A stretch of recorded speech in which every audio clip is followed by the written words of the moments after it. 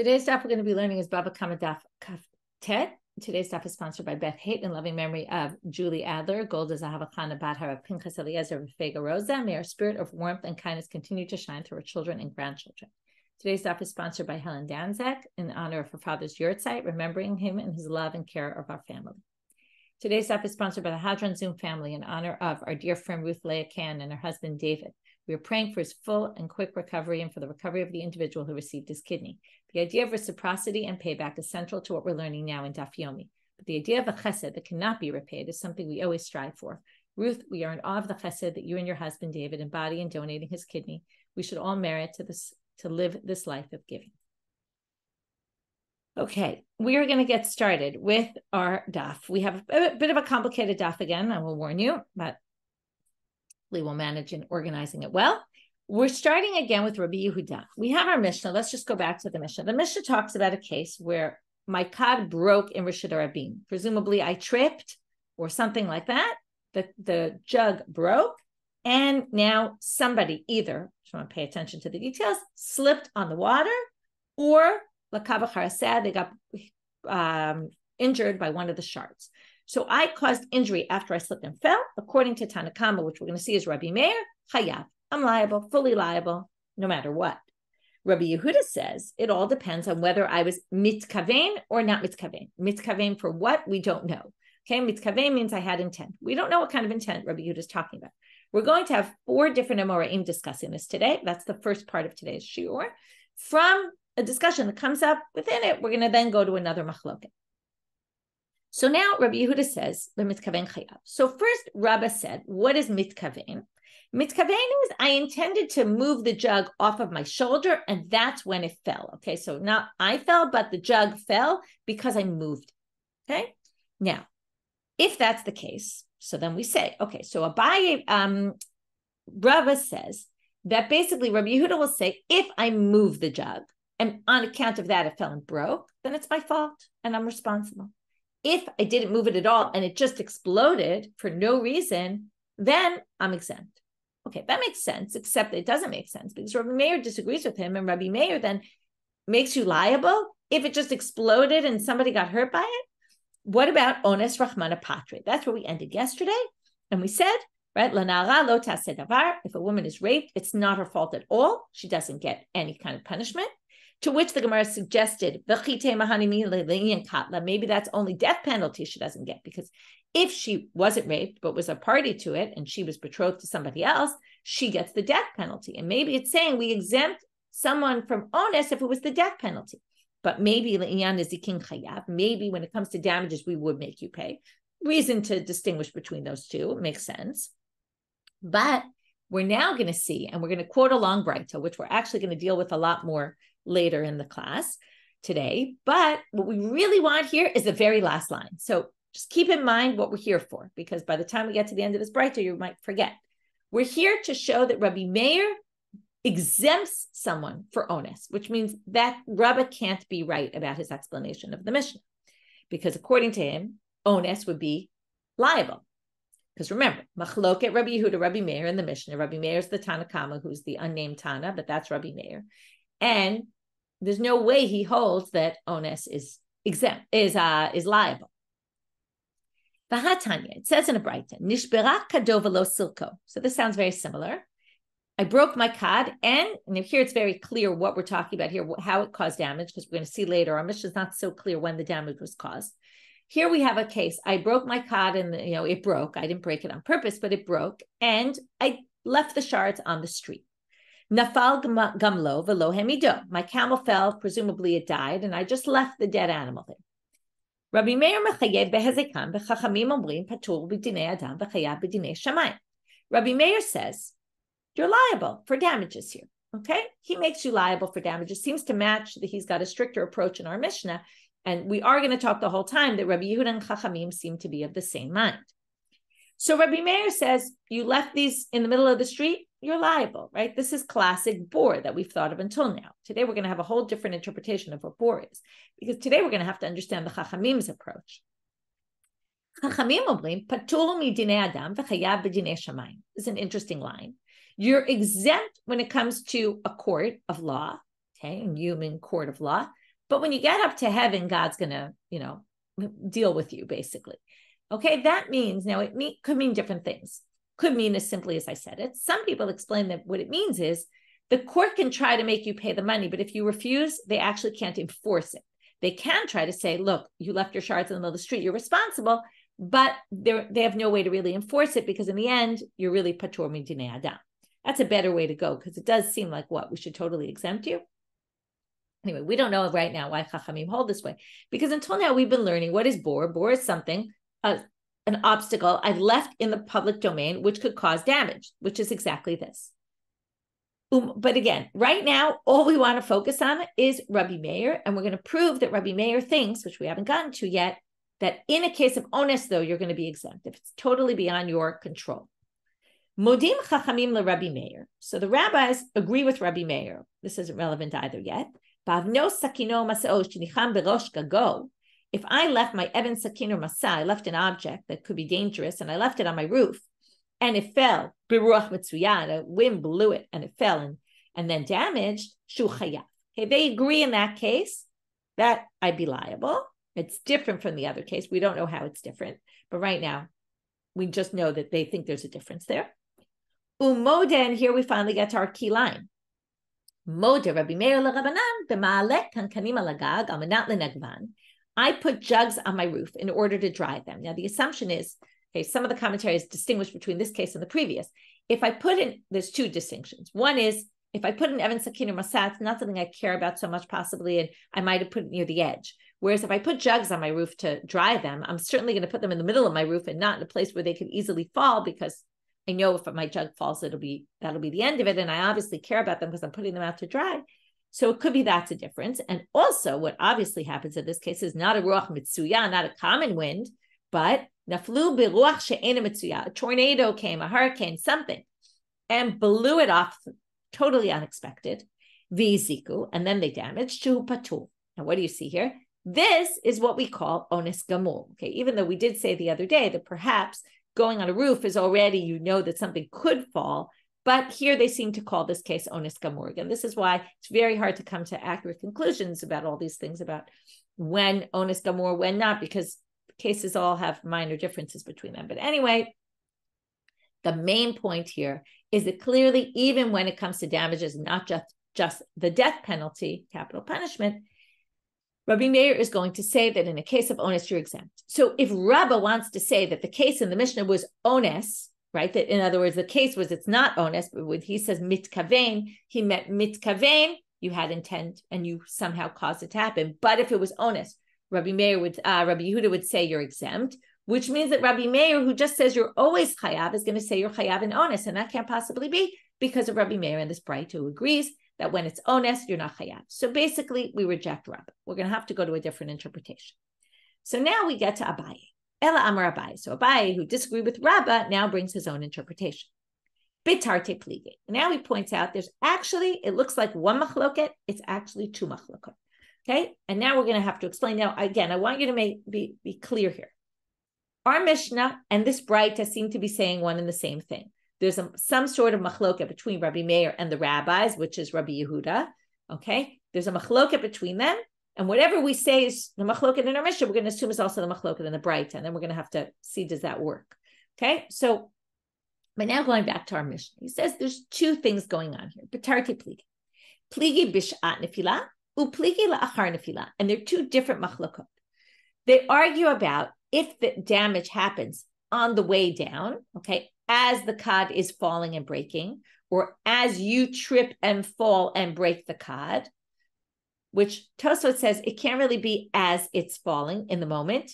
Tosfot says it means immediately after it fell, because what's the issue? The issue is that if, okay, let's say, okay, there's two, either it's you fall, trip, the jug goes flying and smashes onto someone, or breaks, and at that second, they step on it, or something like that. According to Tosfot, it's actually right after, because what happens right after? You trip and fall, and your jug breaks. You're trying to deal with yourself first. You don't have enough time yet to clean up the shards. So that's one scenario. That's one element. And then we're going to have a discussion which is what happens 5 minutes later. 5 minutes later, you leave those shards on the ground. You already gotten up, you dealt with your bruise and whatever it is, you put yourself together. Now you have to pick up the shards. If you didn't pick up the shards, then we're also going to have a machloket. So now let's talk about what could be the machloket. So, pligi b'sha'at nefila, b'nitkal poshea. B'sha'at nefila means, and this is we talked about yesterday, if you fell or dropped the cod or did something like that, okay, you say, oh, it was an accident, right? What does it mean it was an accident? Accidents don't just happen, right? If you're a klutz, you're clumsy, you're, right? You weren't paying attention to where you were walking, you were reading your phone at the same time as you were walking and bumped into something, that's your fault, okay? Or maybe it's not your fault. Maybe you say, what do you mean? It's not my fault at all. It was an accident. I didn't know there was a bump on the road and I tripped. Right? Now, obviously, you could sort of try to distinguish between cases and look at them and say, was this really your fault? Was it not your fault? Right? Like a classic, kid comes to school, I didn't do my homework because whatever. Sometimes they might have a legitimate excuse. Sometimes they might not have a legitimate excuse. But anyway, this is, right, my dog ate my homework, right? That's always the classic, is that your fault or not? Why did you leave your homework right near where your dog was? There's a lot to be discussed here. So that's the machloket between Rabbi Meir and Rabbi Yehuda. Mitkaven chayav, be'eno mitkaven patul. Rabbi Yehuda says, look, if you tripped, it wasn't your fault. Only if you intentionally did it was it your fault. But if you tripped, it's not your fault. And that's when it's happening, when the damage happens at the time of the injury, because the damage happens on account of the injury, basically, either because it happened as you were falling, or because it happened a minute later before you had a chance to even pick up the shards. So that's the machloket. Mar savar niskal posheu. Rabbi Meir's machayev anyway. He says, it's your fault you had an accident. Mar savar. Rabbi Yehuda says, no, nitkal lav posheu. That's not your fault. Upligi, so it's an interesting machloket here. How do we view someone who has an accident? Pligi la'achar nefila, and there's a separate machloket having nothing to do with the first one, okay? This Mishna is like a code for two totally different things. The second machloket is, after nefila, and now at this point, I should be picking up my shards. The question is, do I want to keep the shards or do I want to give them away? Do I not care about them anymore? So the machloket is b'mafkir nizakav. The machloket is, if I get up off the floor and I say, you know what? I don't want these shards. They're useless to me, right? It broke in such a bad way. I'm not going to do anything with them. I'm just giving them, I'm making them ownerless. And then I walk away. So, mar savar mafkir nizakav chayav. Umar savar patul. Rabbi Meir holds someone who's mafkir nizakav, and later in the daf we're going to go into a machloket and moraim about this. If I make my items that can damage ownerless in the middle of the public domain, I'm responsible. Now you might say, who could say not? This is bor. What is bor if not? I left some obstacle in the middle of Rashid Rabim. What is a bor? I dug a bor, and we talked about this already. Bor means it's not mine anymore, right? I dug a pit in the middle of the public domain. I don't have ownership over it, but what did I do? I created an obstacle in the public domain. So until now, that's what we've been discussing when we discuss bor. You're chayav. Umar savar patul. Rabbi Yehuda is going to hold, you're exempt. Now, he has a whole different approach to bor. He doesn't think that bor is, I dug a bor in the public domain and it was ownerless. He thinks bor is a case, and we're going to get to this on Daf Mem Tet. Okay, you can look at Rashi. Rashi quotes it here. Okay, about my Gemara, it's about 7-8 lines down in Rashi. Rabbi Yehuda savar patul svirale dehifkir l'shuto v'lo hifkir baro zehu bor ha'amor b'Torah. He reads the parsha of bor in the Torah differently. He says, what is a bor? A bor is my bor. I have a pit that I dug in the middle of my property. Then I said, you know what? I don't need this property. I'm making my property public, but I keep ownership of the bor. I was mafkir. I made my property ownerless, but not the bor in my property. So now my bor, which was in my own private domain, which I shouldn't be responsible for, but now I put it in the middle of the public domain, but I'm still the owner of it. According to Rabbi Yehuda, or according to the way we're understanding Rabbi Yehuda right now, bor, and that's a machloket, and he quotes it's a machloket, Rabbi Shmuel and Rabbi Akiva, that we're going to get to on Daf Mem Tet and understand this more in depth there. But the idea is that the bor in the Torah is a bor that I own. If it's ownerless, I can't be held responsible for something that's not mine, even though until now that's what we've been saying bor is. But this is a different approach to bor, and there's a ton of machloket about this. So we're going to say that Rabbi Yehuda, this is his Abaya's assumption, matches up with the opinion there that says that a bor is something that's my own property. If I renounce ownership of it, I'm no longer responsible. And that's what he means, be'eino mitkaven, patur, is I made it ownerless. We're going to get to a bit of a problem. That doesn't really match the wording. Eino mitkaven is not I made it ownerless. So we'll get to that. So now they want to know, first of all, where did you come up with the fact that there's two different things going on here? It seemed like a pretty simple case. You broke your cod, and your cod somehow broke in the Reshut HaRabim, and someone slipped in the water, or someone got hurt by the shards. Rabbi Meir says you're chayav. Rabbi Yehuda says depends on the situation. So mimai. So they say midikatane tarte, because there's two different things that are mentioned in this Mishnah. Notice huchlak echad b'mayim o shelaka b'charsit hainu hach. Theoretically, it didn't need to say both if you were hurt by the water that spilled out of the cod, the jug, or if you got hurt by the shards. Either which way you got hurt by, right? You were damaged by it. So why mention two?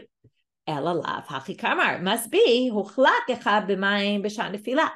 One is you slipped on the water as the person fell, right? Like you slipped on the water as I was falling and as it broke.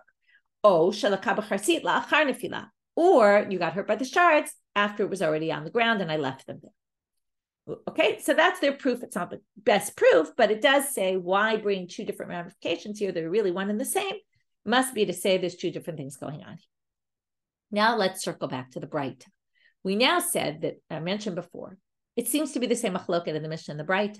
So if that's the case, we're going to have a problem with the Braita, because now they're going to say, Umi dematnitim betarte, Braita nami betarte. So now we want to kind of check Abaya's approach. Abaya's approach is that there's two things going on here. One is b'shan nefilah, about someone who trips, right? Is it just an accident or not? Do we believe that there's such a thing as just accidents, or do we assume you're responsible for accidents? And that's a whole two totally different approaches to bor. Is bor something you don't own, that you left in the public domain, that's not yours?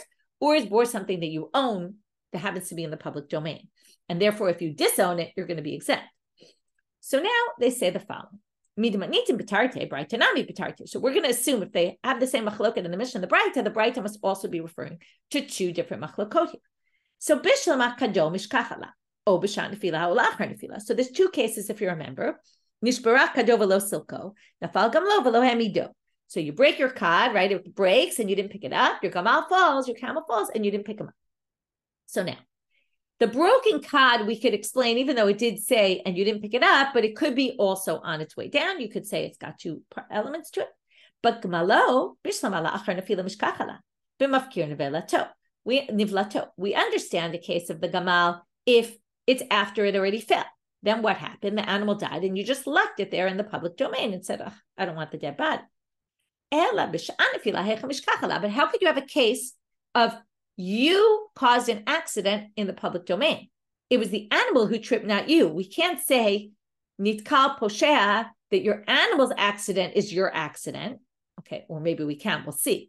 But the assumption is the animal tripped. Now, when we say you're responsible, it's because you're the poshea. In this case, your animal tripped. Maybe your animal wasn't being fully responsible, but that we're not going to call you a poshea, an intentional damage when your animal tripped on something.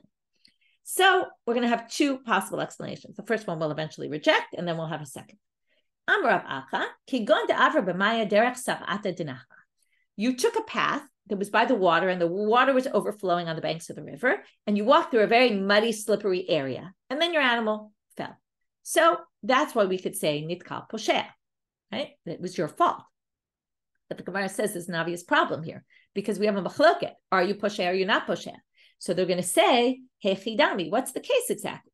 If there was some other path to take, and you took the animal on this very slippery path, posheahu, everyone's going to agree. Now, remember, there's a machloket here.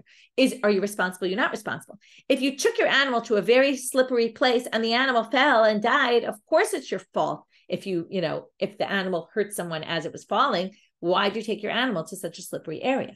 So nobody would say you're exempt. And if there's no other way to walk and you have no choice but to walk through here, then anusu, then it's totally not your fault. And then Rabbi Meir wouldn't make you liable.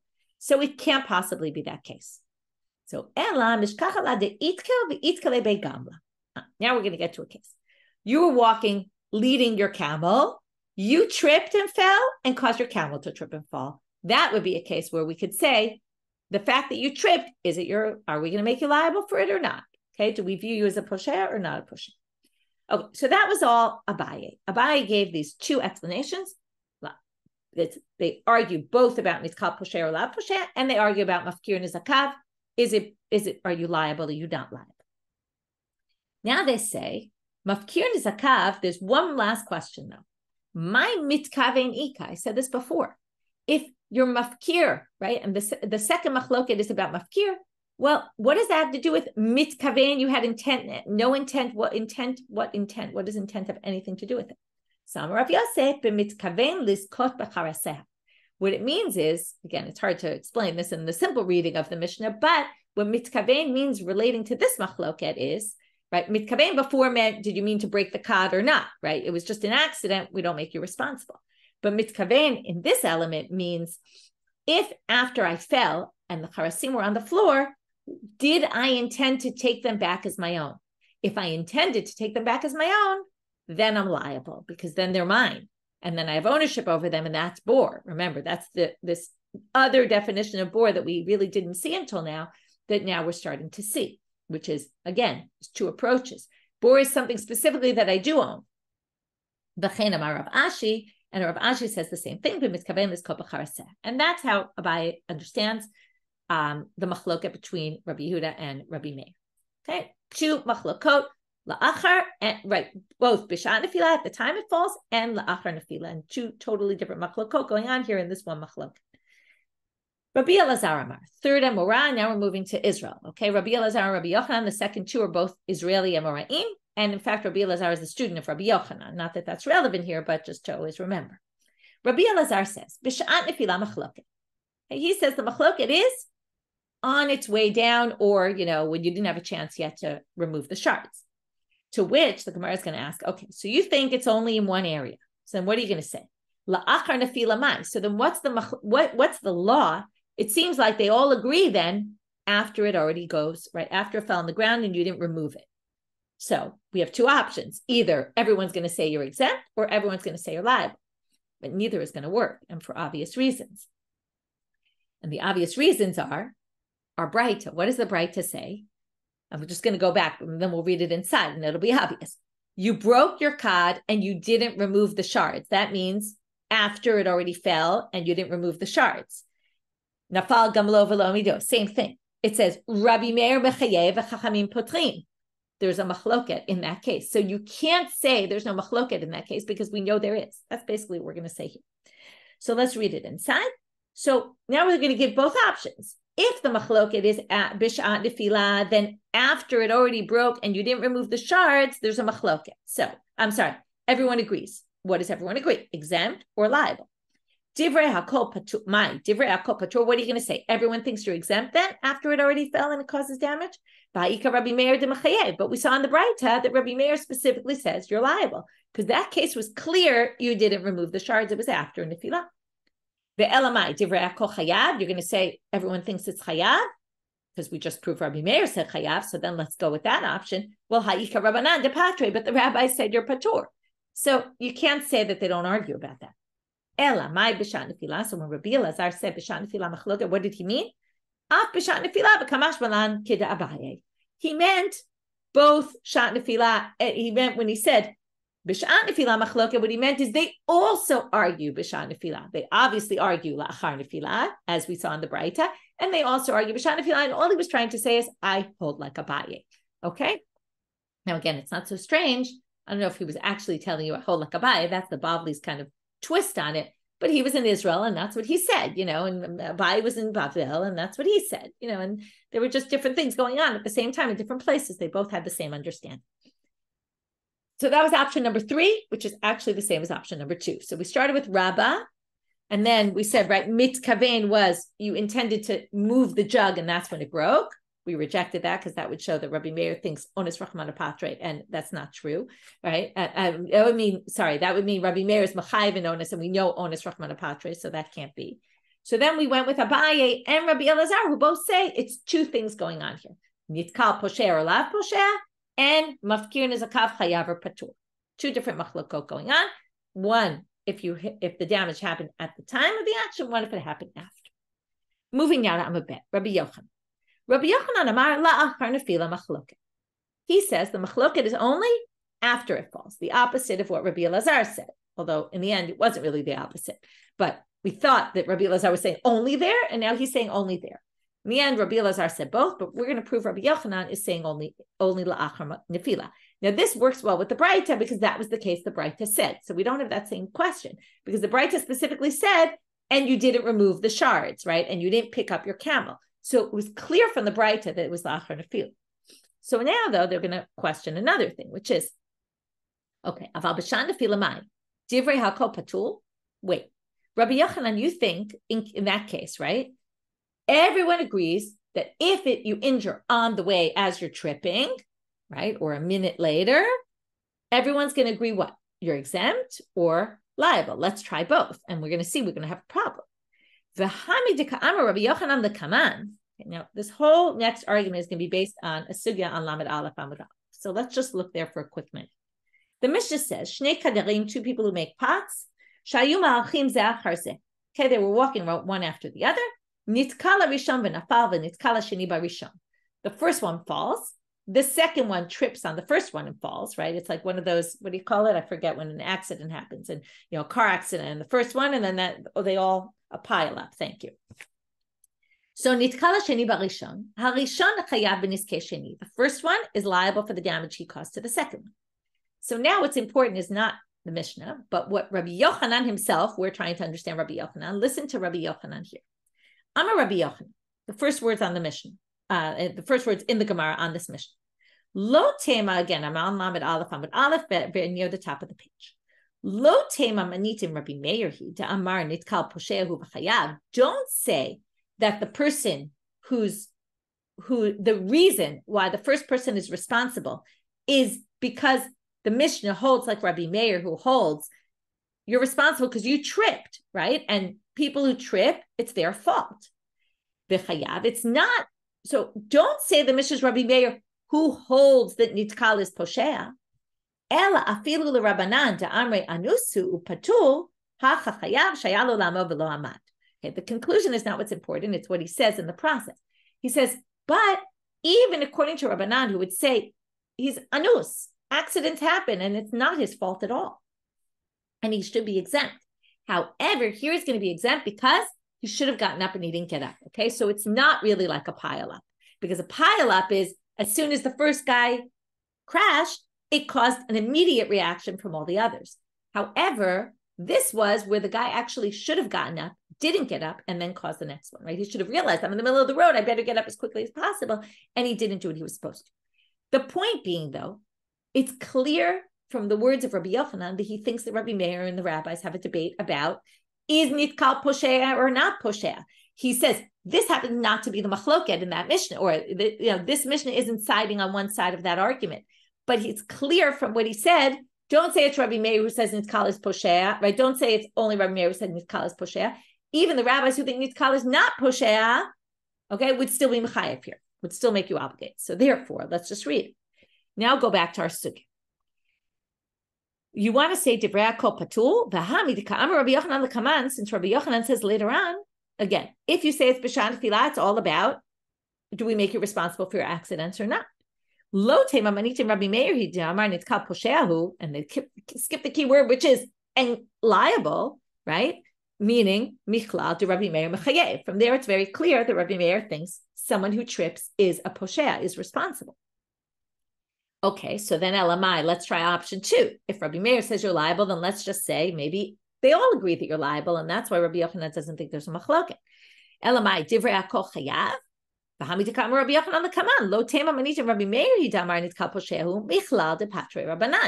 there, don't say the Mishnah is Rabbi Meir, right? Who says it means obvious he thinks that the rabbis disagree. So we have a bit of a problem here. Why did Rabbi Yochanan say la'achar nefila machloket and not before? What he really wanted to tell you by saying la'achar nefila machloket was the following. Now, what he's going to do is he's going to build on what we saw Abaye and Rabbi Elazar say, which is the machloket after. Yes, there's a machloket before, but he wants to highlight the machloket after. If you say lachar nefila machloket, we understood the machloket is what? What is the bor mentioned in the Torah? Is a bor mentioned in the Torah where I did something in the public domain and just renounced and basically never owned it in the first place, but I caused an obstacle in the Rishut of Rabbi, which is Rabbi Meir, and therefore I'll be responsible if I leave my shards there, or even if I disown them, or is bor only if I have ownership over it? And in this case, I don't have ownership, right? So then I won't be liable. Well, what he wants to teach you here, Rabbi Yochanan, is de mafkir nizakav de hakahu de patfei Rabbanan, de anusu, ava mafkir nizakav de alma mechayv. Now, all of a sudden, we're going to make a distinction, according to Rabbi Yochanan, in that case. This machloket, mitkaven, or eno mitkaven, is what? If I intended, if I slipped and fell, had an accident, okay, and I basically left the shards in the public domain, then we won't obligate me, okay? Even if we say it has to be mine, okay? There's a distinction between cases. If we say I need to have ownership over it in order to be liable, well, that's in a case where I had an accident and I left it there and I don't want it anymore. If I keep ownership over the shards, then yes, I will be responsible. If I disown it, no. But if it got there on purpose, I put like an Evan, Sakin, or Masai stick in the middle of the road with intent, then I'm going to be liable. That's what's going on here.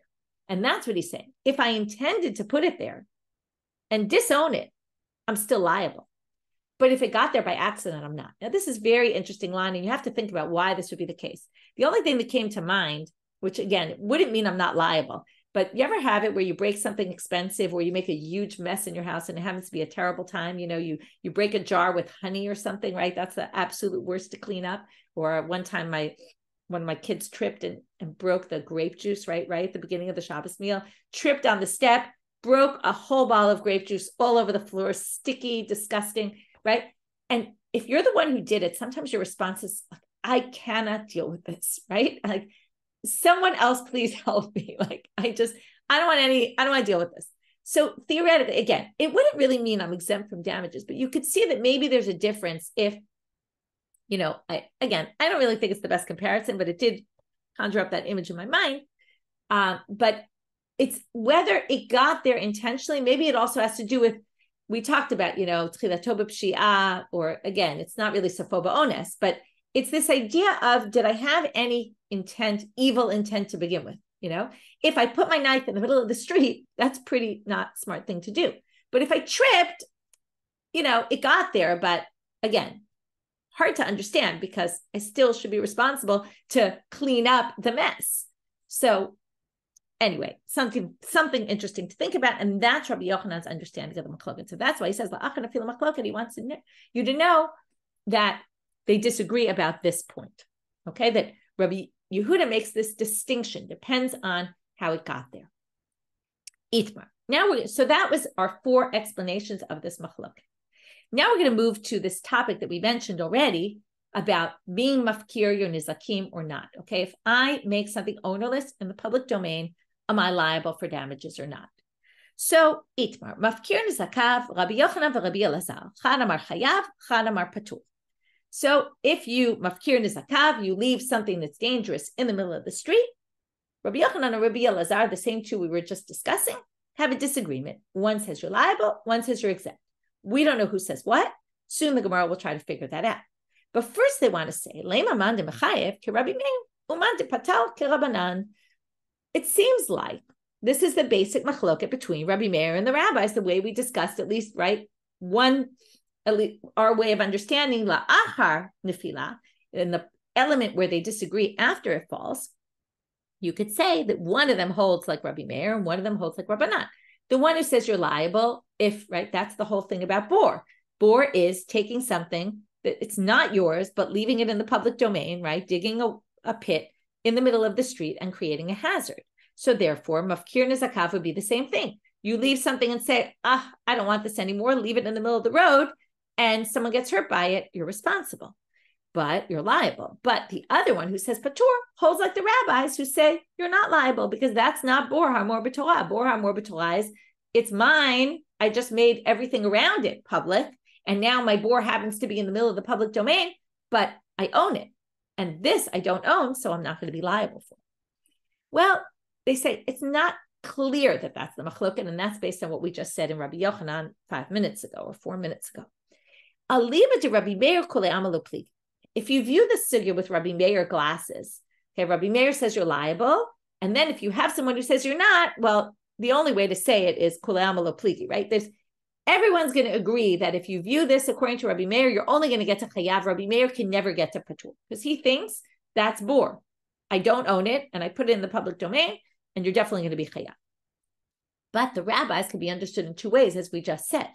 It could be that Rabbi Yochanan and Rabbi Elazar are arguing over how to understand the rabbis, and according to the position we just saw by Rabbi Yochanan, man de patal ki Rabbanan. The one who says you're exempt holds like the rabbis. Okay, bor is only if I own it. I don't own it, I'm not responsible. Uman de mechayev amar lecha, and the one who says chayav says, ana de amre afilu leRabbanan, but ad kan lo patre Rabbanan ela b'mavskir nizakav dahacha mishum de anosu, aval mafkir nizakav da'alma mechayve. But wait, when the rabbis exempted, it was only when it got there because I tripped and I fell. It was an accident. But if I intentionally put it, of course you're going to be chayav. And therefore, when you say mafkir nizakav, you're talking about, I took my knife, I stuck it in the public domain, and I said, I don't want this knife anymore. And then it hurt someone. Of course, I'm going to be liable, even according to the rabbis. So that could be another way of reading this machloka, which means it doesn't break down into Rabbi Meir, the rabbis. It breaks it down into the way we just interpreted, right? This split between the way we interpreted the rabbis, according to that last explanation of Rabbi Yochanan. So we don't know how to read this machloka, but we're suggesting. Now they want us to figure out who says what. And this is going to take us to the end of today's daf. Whenever we have this one said that, we don't know who, and they try to figure out who says what. Sometimes they don't try to figure it out because they don't have a way to figure it out. But sometimes they'll try to figure out who said what. And the word always uses tistayim. Tistayim means, let us conclude that, and then it's going to say, he's the one who says this. So first we're going to suggest to Rabbi Elazar Huda Amar Chayav. He's the one who makes one liable for damages in the again, that are not yours, that you leave in the public domain. Why? Well, let's look at a statement he made in the name of Rabbi Ishmael. I want you to remember, it's the last thing we're going to come back to, that this is a quote of Rabbi Elazar saying it in the name of Rabbi Ishmael. Ta'amar Rabbi Elazar mishum Rabbi Ishmael, shnei dvarim einam bereshuto shel adam. There's two things in halacha that are not belonging to you, and yet asa'ana katuv ki'ilu hem bereshuto. But the Torah basically said you're responsible for them. Okay? Now, Elohein, what are they? Bor b'reshut harabim. Here you have it. Rabbi Elazar says, Bor b'reshut harabim is not yours, and yet the Torah made it as if it's yours, meaning you're going to be liable for damages. That basically means mafkir nizakav. You say, I don't own it, and you put it in the middle of the public domain. You're liable. That's classic bor. Okay? So that's clear he says that. So there's almost nothing more to discuss, although we'll see there is. And the second thing is chametz mishesha b'mala. Chametz on Erev Pesach from 6 hours into the day is already forbidden. Now, it's forbidden b'hana'ah. You can't benefit from it. Once you can't benefit from something, it's not actually really yours. If you have something in your property that you can't benefit from, technically speaking, it's not owned by you. But the Torah says you have to get rid of the chametz, right? And you be or chametz, right? And get rid of it also in your heart. Get rid of it physically, get rid of it, because lo yireh lo yimatzeh, even though, right, you can't see it, you can't find it in your house, even though it's not yours, it's really not owned by you, but the Torah treats it as if it's owned by you, and that's why you have to get rid of it. So technically speaking, it could sit in your house and you just clearly don't own it because you can't benefit from it, so it's as if it's not yours. So these are two cases anyway, tistayim. So from there you can conclude that Rabbi Elazar clearly holds that bor is not your own and yet you're liable, so that means mafkir nezakav is chayav. But mi amar Rabbi Elazar hachi, we're going to say, wait a minute. Let's look at something else Rabbi Elazar says it doesn't make sense. V'hama Rabbi Elazar ipra. He says the exact opposite. Ditnan. We're going to see this Mishna tomorrow. There's a dung of an animal in the middle of Reshut Harabim, and like a piece of dung, and you flip it. Okay. Now it was ownerless. You flip it. Someone else gets damaged by it. You have to pay the damages because you flipped it. Now, Amar Rabbi Elazar, this is only true when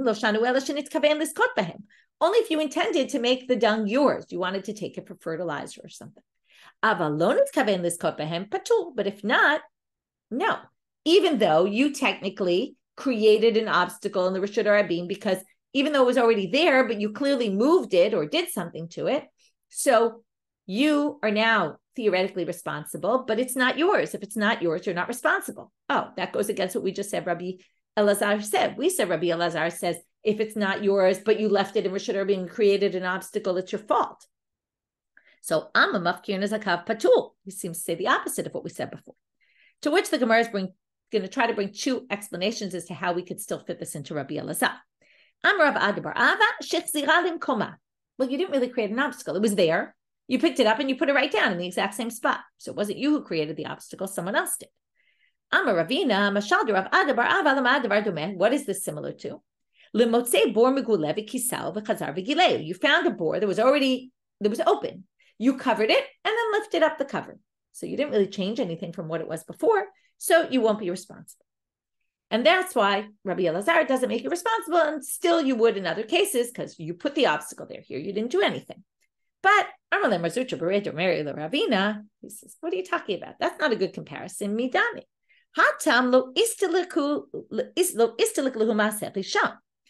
In the case of the bore, you didn't undo the pit. The pit still existed. You just had a cover, covered it, uncovered it.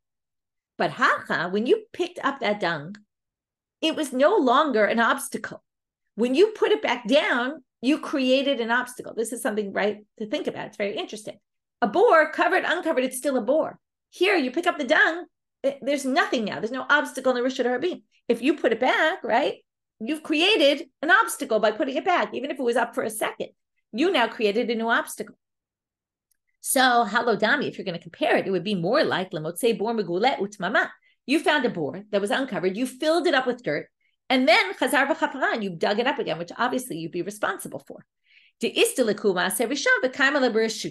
Right? And that's what you do. You undid the first action, and then you basically made it yours by redigging it. So that's not a fair comparison. And then we're back to square one, which is, how do we understand this Hofechet Hagalal case to match with what we just said Rabbi Elazar holds? So, Ela Amar of Ashi, back to our 3 tvachim. You flipped it, but you didn't even raise it up 3 tvachim off the ground, which means that you actually didn't do anything. Before we said you kind of removed the obstacle and then created a new obstacle, even if you put it in the same spot. Now we say, well, you didn't even, it's not even considered removing it because it was within 3 tvachim. So it was as if you didn't do anything.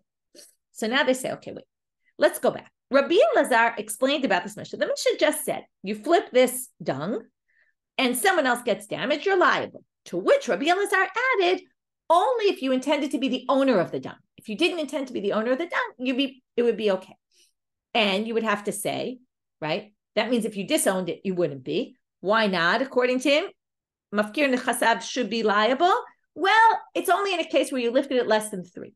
That's a very weird ukimta. Why did Rabbi Elazar even start by saying only if you owned it? He could have just as easily said, my dokah to Rabbi Elazar, le'ukma kigon sha'apachal lepachot mishlosha, v'tama d'chi nitkaven l'skopa, ha'em nitkaven l'skopa lo. Why did he have to go so, like, it's like going, all the way around to say something that could have been said much simpler? He could have just said, look, malamala mishlosha, just say you lifted it higher than 3 tvachim, and then you'd be liable either which way. No matter what, you'd be liable. That would be a much simpler way of saying it. But he lifted it more than 3, and then it wouldn't matter. You'd be liable no matter what. So, Amarava, the reason why he was motivated to say it's only when you wanted to keep ownership over it, and that we just explained would have to be because he lifted it less than 3. Well, it's because matnit and kashite, because the language is hard. My area not hard, but the language motivated him to say that. My area hafach l'nehigbiya. Why didn't it say you lifted? Why did it say you flipped? Flip must be you flipped it, right? When you flip something, you don't lift it up. So it must be it was less than 3. And that was motivated him to say that. And therefore, we can stick with what we said originally. Rabbi Elazar really holds that mafkir nezakav you be patur. Okay? Sorry. Mafkir nezakav you be chaya. Okay? You be liable. Only in this case, it was because the dung was already there and all you did was lift it less than 3, so you didn't really do anything to it. And therefore, only if you made ownership over it would you be responsible. And that's because you'd be responsible because it's your own. Okay. Now they say, okay, so therefore, if we had two people arguing. One says this, one says that. We don't know who says what. Rabbi Elazar amar chayav, Rabbi Yochanan amar patur. However, we're going to have a problem with this. And therefore, we're going to reject everything we just said. And in the end, we're going to say Rabbi Elazar says the opposite. And then we're going to have to explain the first source. Anyway, first they're going to say two problems with Rabbi Yochanan. Miyamar Rabbi Yochanan hachi v'hatnan. It says in the Mishna, also in tomorrow's daf, matzniya et hakotz v'et hazchuchit v'agoder gdero b'kotzim v'gader shenafal l'toch rishut harabim v'uzak b'macher chayav b'nisko. Somebody puts something dangerous, okay, a thorn sticking out of his wall, okay, or he puts thorns on his fence. His fence falls into rishut harabim. People get damaged by it. Okay, all these possible cases, you're liable in damages. And when it comes to the coats that he sticks like hides in a wall, Rabbi Yochanan says, this is the same Rabbi Yochanan, lo shanu ela b'mafriach. It's only if it's really jutting out far into the rishut harabim. Aval b'mitzamtzem, if it's close to the wall, very close to the wall, patur. So now they say, why? Mitzamtzem my time of patur. Lav mishum dahavi lebor b'rishuto. Michlad d'chiyuv debor b'rishut harabimu. Alma mafkir nezakav chayav. Why is this? They think right now, they're going to reject this in a minute. Why do we think this coats, if it's mitzamtzem, is patur? Because it's a bor in his rishut, because it's on his wall. And from there you see that bor is not when it's in your rishut, right? Bor is something that you are mafkir, and you put in the public domain. And from there you see that mafkir nezakav would be liable. So they say, no, that's not the reason. La'olam, and therefore we don't have a question anymore. We could still say Rabbi Yochanan says patur, Rabbi Elazar says chayav, like we said before. La'olam mafkir nezakav patur. Umitzamtzem my time of patur. You missed the reason why it's patur, and in fact it says so on the next page. Mishum de'itmar alai, it was said on that Mishnah, Amar Rav Acha b'rei Rav Ika lefi she'ein darkan shebnei adam lehitkachkech b'ktalim. If it's close to the wall, when people walk through the main thoroughfare and you have stuff jutting out that you put in the wall, you hid these things in the wall, they were sticking out a little bit, these thorny things. Well, if somebody walks right next to your wall, that's their fault. You don't expect anybody to walk right up against your wall when they're walking in the public domain. People don't do that. And therefore, you're not responsible. But that's a totally different issue, not relevant. Moving on. Last question. We know that Rabbi Yochanan in general holds like a simple Mishnah. When there's a Mishnah without a machloket, that's Rabbi Yochanan. Rabbi Yochanan holds that. And here's a simple Mishnah that holds that you're liable for ownerless property that you stick in the public domain. There you have it explicitly. You dug a pit in the middle of the public domain, not that it was yours and then you made your domain public. No, he says you made something in the public domain that's not yours, and a shor chamor came and died, you're liable.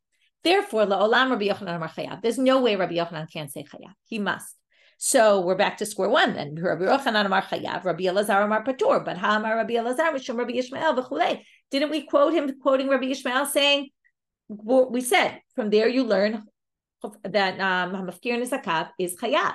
How do we deal with that? Very simple answer. Lo kashya hadideh hadirabe. He's got his own opinion, and this opinion he was quoting in Rabbi Yishmael's name. Meaning sometimes people quote things in people's names, but it's not what they hold. And that, therefore, don't question us from what Rabbi Elazar said in the name of Rabbi Yishmael. That was Rabbi Yishmael, not Rabbi Elazar.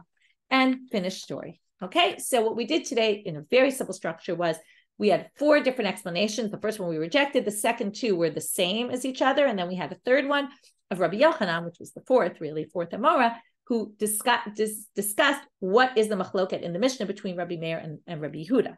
Then, when using also the Braita to help us with that, then we have this machloket about what is the classic din of bor. When are you chayav, when are you patur? If you make something ownerless, are you liable or not? Rabbi Elazar and Rabbi Yochanan disagree about it, and apparently Rabbi Yochanan is the one who says chayav, which is the way we always really view bor, and Rabbi Elazar says you're actually exempt. Only you're going to be chayav in bor if it's your own bor that now becomes part of a public area. With that, we'll finish for today. Wishing everyone a Shabbat Shalom, hoping for peaceful Shabbat. We'll see what happens. Have a great day.